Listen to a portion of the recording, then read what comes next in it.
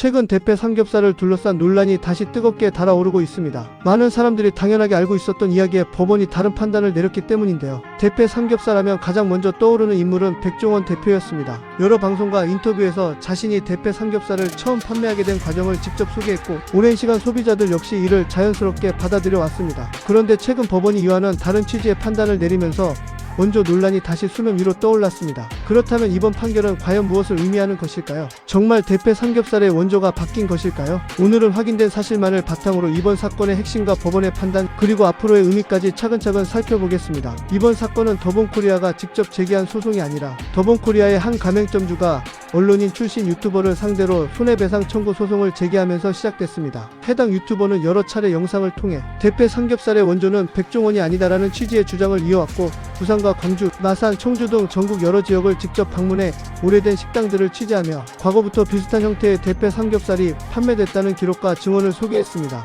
이에 가맹점주는 이러한 영상으로 브랜드 가치가 훼손됐고 실제 매출까지 감소하는 피해를 입었다며 손해배상을 요구했습니다. 하지만 법원의 판단은 달랐습니다. 재판부는 제출된 자료를 종합적으로 검토한 결과 대패 삼겹살은 이미 1980년대부터 부산 지역 등에서 판매된 것으로 보인다고 밝혔습니다. 또한 대패 삼겹살은 특별한 제조 공정이나 독창적인 기술이 필요한 음식이라기보다 냉동, 삼겹살을 육절기로 얇게 썰면 자연스럽게 만들어질 수 있는 형태라고 설명했습니다. 다시 말해 현재까지 확인된 자료만으로 특정 인물이 최초 개발자라고 단정하기 어렵다는 취지의 판단을 내린 것입니다. 또 하나 주목받은 부분은 유튜브 영상과 가맹점 매출 감소 사이의 인과관계였습니다. 재판부는 당시 백종원 대표를 둘러싼 여러 사회적 논란이 이어지고 있었던 만큼 특정 영상 하나 때문에 매출이 감소했다고 단정하기 어렵다고 판단했습니다. 결국 해당 영상은 공익적 목적의 문제 제기 범위 안에 있는 표현으로 볼 수 있으며 손해배상 책임을 인정하기 어렵다고 결론 내렸습니다. 이 판결이 알려지자 온라인에서는 그런 법원이 백종원 대표는 원조가 아니라고 인정한 것이냐는 반응도 이어졌습니다. 하지만 판결 내용을 자세히 살펴보면 반드시 그렇게 해석하기는 어렵습니다. 이번 재판은 음식의 원조를 최종적으로 확정하는 소송이 아니라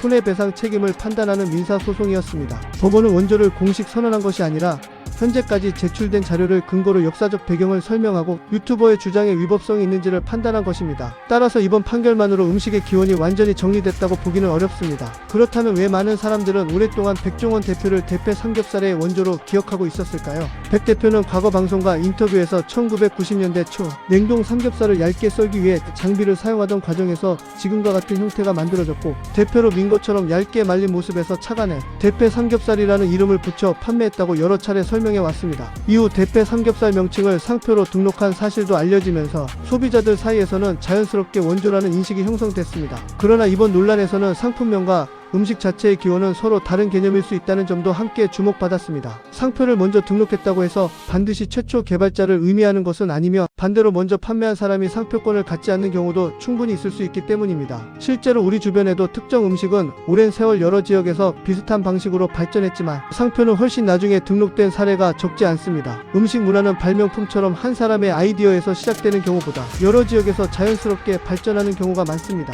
같은 재료와 조리법을 사용하는 과정에서 비슷한 음식이 서로 다른 지역에서 독립적으로 등장하기도 하고, 시간이 지나면서 이름이나 형태가 조금씩 바뀌기도 합니다. 이런 이유 때문에 음식의 원조를 역사적으로 명확하게 입증하는 일은 생각보다 쉽지 않습니다. 이번 판결 역시 이러한 음식 문화의 특성을 간접적으로 보여준 사례라는 평가가 나오고 있습니다. 온라인에서도 다양한 의견이 이어졌습니다. 일부는 역사적 사실은 자료를 통해 다시 검증하는 것이 맞다는 반응을 보였고, 또 다른 일부는 원조 논란과 별개로 백종원 대표가 대패 삼겹살을 대중화하는데 기여한 점은 인정해야 한다는 의견을 내놓기도 했습니다. 반대로 음식 문화는 한 사람의 공으로만 설명하기 어려운 만큼 지역 식당들의 역사도 함께 조명받아야 한다는 목소리도 나왔습니다. 이처럼 이번 판결은 단순히 누가 원조인지에 대한 논쟁을 넘어 역사적 기록과 브랜드 이미지 표현의 자유가 어떻게 균형을 이루어야 하는지 다시 생각하게 만든 사건으로 평가되고 있습니다. 앞으로 새로운 자료나 연구 결과가 공개된다면 대패 삼겹살의 역사에 대한 논의는 계속 이어질 가능성이 있습니다. 다만 현재까지 확인된 사실만 놓고 보면 법원은 손해배상 책임을 인정하지 않았고, 대패 삼겹살이 1980년대부터 이미 판매된 것으로 보인다는 판단을 제시했으며, 음식의 원조 자체를 최종적으로 확정한 것은 아니라는 점을 분명히 했습니다. 결국 이번 사건은 우리가 익숙하게 알고 있던 이야기라도 새로운 자료와 법적 판단이 나오면 다시 검토될 수 있다는 점을 보여준 사례라고 할 수 있습니다. 여러분은 이번 판결을 어떻게 생각하시나요? 대패 삼겹살은 한 사람의 아이디어에서 시작된 음식이라고 보시나요?